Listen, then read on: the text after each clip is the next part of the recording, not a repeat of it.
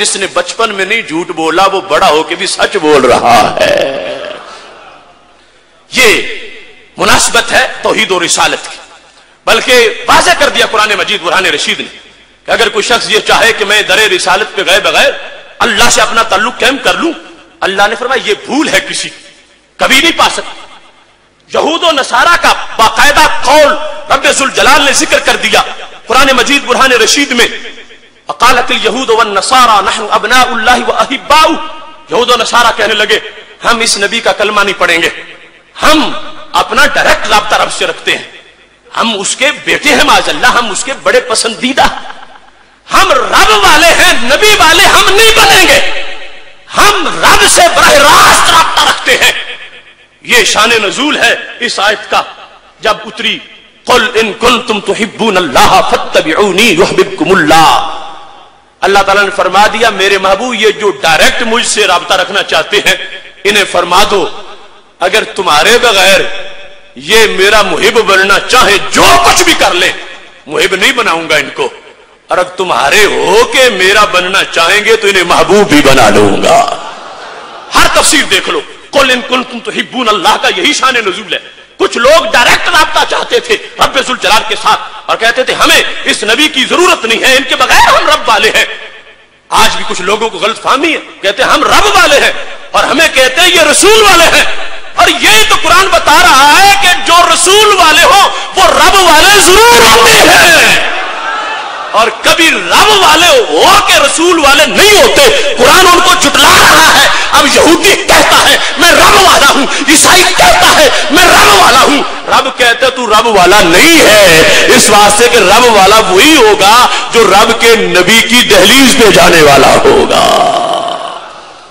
اس واسطے یہ بنیادی تعلق ہے توحید و رسالت کا.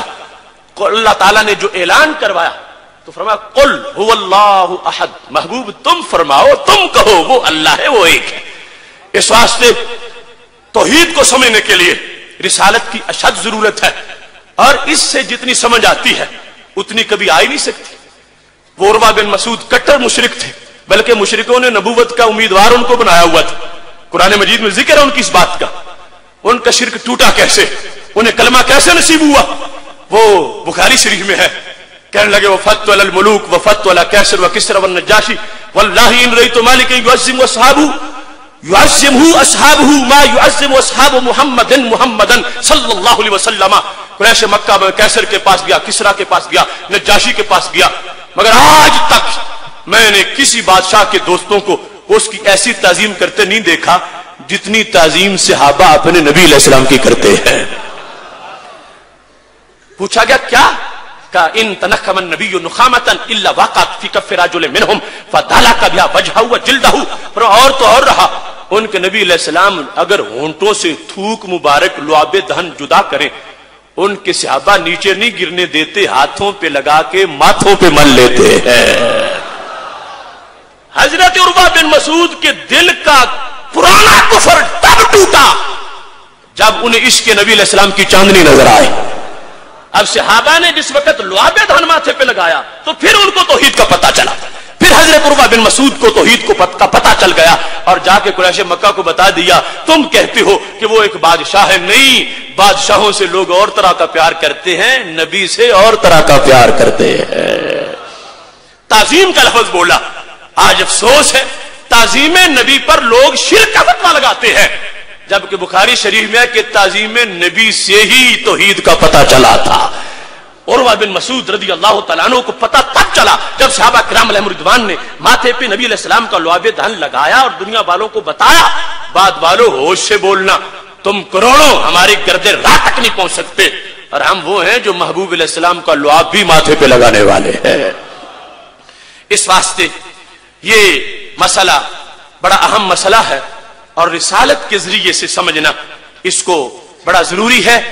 اور اس وقت صرف سادہ سے انداز میں تو میں بتانا چاہتا ہوں توحید اور شرک کے لحاظ ایک طویل تحقیق کے بعد اور بڑے لمبے سفر کے بعد آج یہ خلاصہ آپ کے سامنے پیش کر رہا ہوں.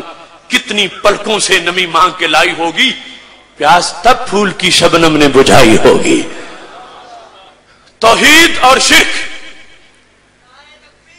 अल्लाह अकबर, या रसूल अल्लाह। मैंने जिक्र किया था, अब यहां पर चूंकि टाइम बहुत मुख्तसर है और बात बड़ी लंबी है, इस बात को ज़हन में अच्छी तरह आपने बिठाना। कुछ लाइटें बंद करो। मोहतरम सामीन हजरात, आज अकीदा तौहीद के लिहाज से मेयार तौहीद, मेयार उलूहियत को समझना बहुत लाजिम है। तौहीद का मजमून समझने के लिए तवज्जो करें। कुछ लोग आज तौहीद बयान करते हैं और ला इलाहा इल्लल्लाह का माना बयान करते हुए कहते हैं कोई 11वीं वाला नहीं, कोई 12वीं वाला नहीं, कोई मुश्किल नहीं, कोई दाता नहीं, कोई दस्तगीर नहीं, कोई गरीब नवाज नहीं। लफ्ज़ अल्लाह का ये तर्जमा लोगों को बताया जाता है। याद रखें, लफ्ज़ अल्लाह कुरान मजीद का वो लफ्ज है कि अल्लाह ताला के दीगर अस्मा में से कोई इस्म शरीफ भी इसका पूरा माना नहीं दे सकता। जिसने रहमान कहा उसने एक सिफ्त को बयान किया, जिसने रहीम कहा उसने भी एक सिफ्त को बयान किया, और जिसने या अल्लाह कहा उसने बयक वक्त अल्लाह की करोड़ों सिफात को बयान कर दिया। उलूहियत क्या है उसके लिहाज से कोई लोग कहने लगे इला का माना होता है मददगार होना, इला का माना होता है मुश्किल कुशा होना, इला का माना होता है हाजत रवा होना। मेरे भाइयों, जो उलूहियत है वो मजाजी नहीं हो सकती, उलूहियत अताई नहीं हो सकती।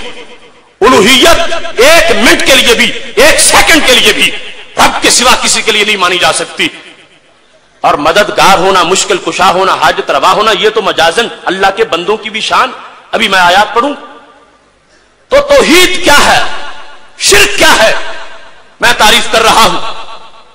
पूरे ज़ख़ीरे हदीस में अहकामे तौहीद के लिहाज से जिस बात को आइम्मा ने बयान किया और आयात में जो बात मौजूद है और उम्मत जिस पर आज तक कायम रही है वो क्या है?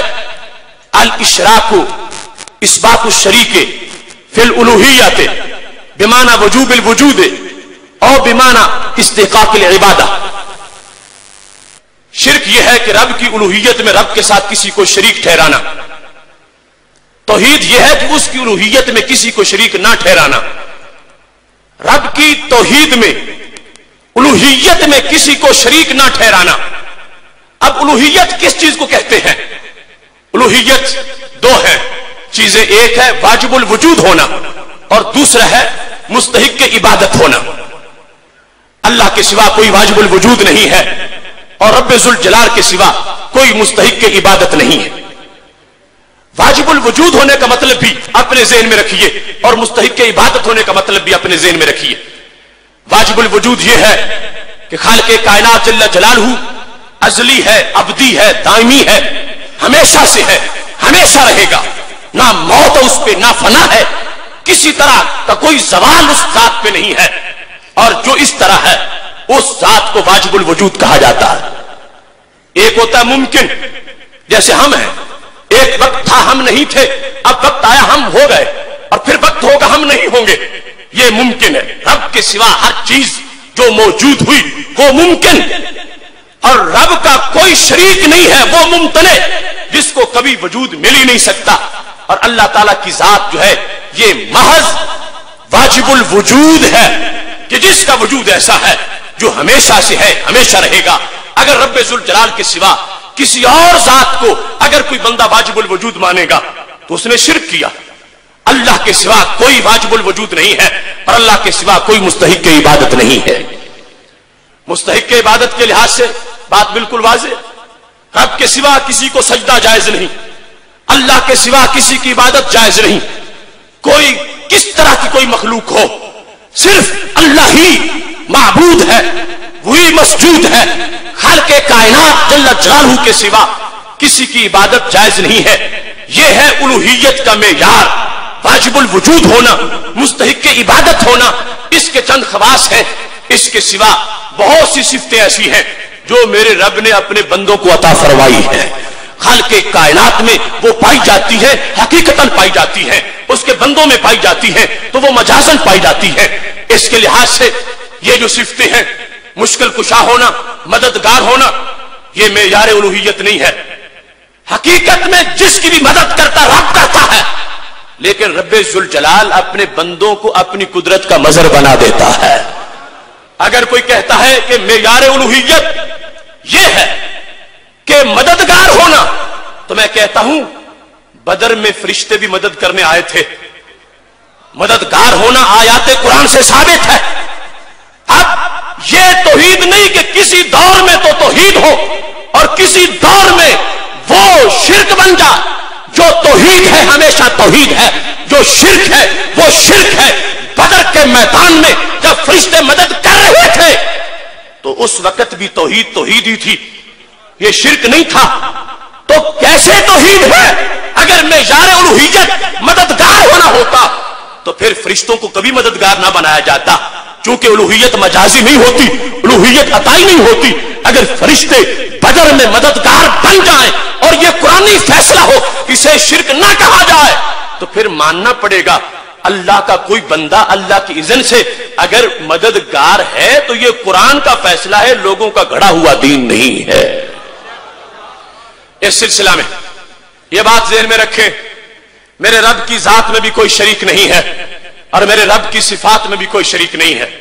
شاید کوئی سوچ رہا ہو تم تو کہتے ہو اللہ بھی مشکل کشا ہے، اللہ تعالیٰ کے نبی علیہ السلام بھی مشکل کشا ہے، تم رب کو بھی مانتے ہو، تم داتا صاحب کو بھی داتا کہتے ہو. تو میں یہ بتانا چاہتا ہوں، یہی وضاحت کرنے تو ہم بیٹھے ہیں، میرے رب کی ذات میں بھی کوئی شریک نہیں اور اس کی صفات میں بھی کوئی شریک نہیں. دیکھنا ہے اس کی صفتیں ہیں کیسی اور اس کے بندوں کی صفتیں کیسی ہیں. میرا رب غیب جانتا ہے، اس کو یہ غیب کسی نے بتایا نہیں، وہ خود جانتا ہے. اور میرے نبی علیہ السلام جانتے ہیں تو رب کے دینے سے جانتے ہیں. شرک تب بنے گا جب رب کی صفتیں یا تو معاذ اللہ عطائی مان لی جائیں، تو پھر رب کے محبوبوں کی بھی عطائی، رب کی بھی عطائی تو ایک جیسی بن گئی.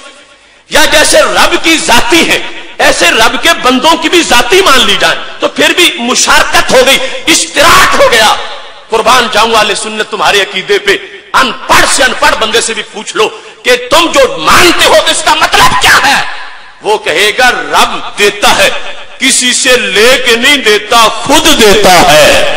داتا صاحب رب کا دیا ہوا دیتے ہیں. رب دیتا ہے، کسی سے پوچھ کے نہیں دیتا. رب کے بندے رب کے اذن کے بغیر پتہ بھی نہیں ہلا سکتے، رب کی توفیق سے جو کچھ کرنے والے ہیں. اس واسطے ہم نے اللہ کے بندوں کی صفات ذاتی نہیں مانی. اگر ذاتی ہوتی تو رب کے ساتھ شرک ہو جاتا. ہم نے رب کی صفتیں عطائی نہیں مانی، اگر عطائی ہوتی تو رب کی صفتیں اور بندوں کی صفتیں مل جاتی. ہمارا یہ عقیدہ ہے رب ذوالجلال کی ذات میں بھی کوئی شریک نہیں ہے اور صفات میں بھی کوئی شریک نہیں ہے. اس سلسلہ میں یہ بات یاد رکھیں، ہم اپنا کیس پیش کر رہے ہیں، ہم نے غلو نہیں کیا، ہم نے کسی بندے کو معبود نہیں بنایا، ہم نے کسی بندے کی عبادت کا عقیدہ نہیں رکھا، ہم نے کسی بندے کو اتنا بڑھا کے کہ معبود قرار دے دیا جائے ایسا جرم ہم نے نہیں کیا. لیکن دوسری کمپنی سوچے کہ انہوں نے رب ذوالجلال کی شان کو کھینچ کے معاذ اللہ کوشش کی، کر نہیں سکتے، لیکن بندوں کے ساتھ ملانے کی کوشش کی اور معیار الوہیت وہ بیان کیا جو شان رب نے بندوں کو بھی عطا فرمائی ہے. صرف یہ ثابت کرنے کے لیے ان لوگوں نے دھندا کیا کہ ہم دنیا کو دکھا سکے دیکھو یہ شرک ہو گیا ہے. رب کی شان کی تنقیص کر کے بندوں کے ساتھ ملا کر انجینئرڈ شرک ثابت کرنے کے لیے دھندا کیا جاتا رہا. آج ہم بتانا چاہتے ہیں ہم نے جرم نہیں کیا، جرم کرنے والوں نے کیا ہے. ہم اس رب کو مانتے ہیں، وہ رب عظیم رب کہ جس رب کے بندے بھی اس کی عطا سے مشکل کشا ہوتے ہیں. اس سلسلہ میں میرا موضوع جو ہے وہ 70 آیات قرآن پر مشتمل ہے اور 10 گھنٹے کا خطاب ہے، لیکن میں آپ کو آزمائش میں نہیں ڈالنا چاہتا، بس اس کا ایک خلاصہ اس وقت آپ کے سامنے پیش کرنا چاہتا ہوں. اب یہ بات تو آپ نے سمجھ لی، معیار الوہیت کتنی چیزیں ہیں، کتنی چیزیں ہیں، کتنی چیزیں ہیں، کتنی چیزیں ہیں. پہلی ہے واجب الوجود ہونا. کیا ہے واجب دوسری ہے مستحق عبادت ہونا. دوسری کیا ہے مستحق کے؟ میرے رب کے سوا کوئی واجب الوجود نہیں، میرے رب کے سوا کوئی مستحق عبادت نہیں. جہاں تک مددگار ہونا، بیڑے پار کرنا، مشکل کشا ہونا